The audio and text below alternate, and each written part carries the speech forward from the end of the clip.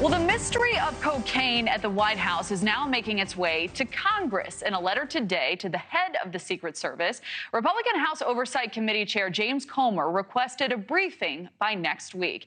NewsNation Chief Washington correspondent Blake Burman has been following these developments closely.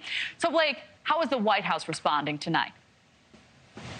Yeah, it was interesting, Kelly. We heard today from the National Security Advisor, Jake Sullivan. The reason why it was interesting to hear from him is because where this cocaine bag was found was in a lobby area in the White House, downstairs, not too far off from the Situation Room, one of the most secure rooms, if not the most secure, in all of the White House. And the National Security Advisor, made it clear that that cocaine bag was not found inside the Situation Room. Watch. Situation Room is not in use and has not been in use for months because it is currently under construction. We are using an alternate Situation Room in the Eisenhower Executive Office building. So the only people coming in and going out of the sit room in this period have been workers.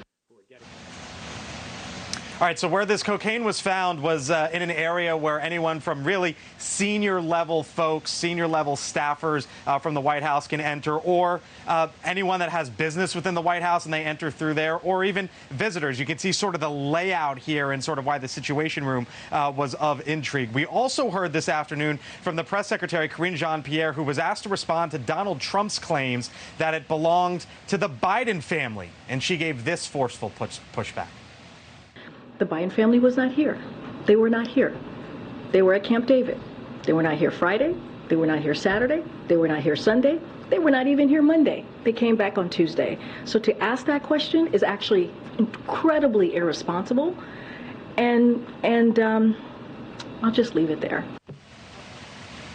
You heard her call it there incredibly irresponsible, Kelly, but it seems as if the White House still has to get its story straight on this one, because according to the pool reports, those are the reporters who were assigned to cover the president, follow him on specific days. The Biden family left the White House and was here Friday afternoon. So they're clearly, Kelly, still trying to figure out the ins and outs on this one. Kelly? Got to work out the timeline there. So, Blake, turning back to the House Oversight Committee, can you outline the details of Comer's letter to the Secret Service for us? Yeah, so it seemed like just a matter of time, right, before Congress would eventually get involved with this one, and now they are, and here we are. It comes from the House Oversight Committee. You mentioned Comer. That's Congressman James Comer, top Republican on that committee. He's now written a letter to the head of the Secret Service, Kimberly Cheadle, and he basically says he wants staff on the committee to be briefed on the details involving the discovery of the cocaine bag that was found in the White House. Here's what he wrote in his letter to the head of the Secret Service today, saying, quote, "This alarming development requires the committee to assess White House security practices and determine whose failures led to an evacuation of the building and finding of the illegal substance." He goes on to say the presence of illegal drugs in the White House is unacceptable and a shameful moment in the White House's history. By the way, a spokesperson for the Secret Service told us this afternoon, quote, "We are in receipt of congressional inquiries." A bit of a TBD from the Secret Service as to what we will hear from them and when we will hear from them going forward.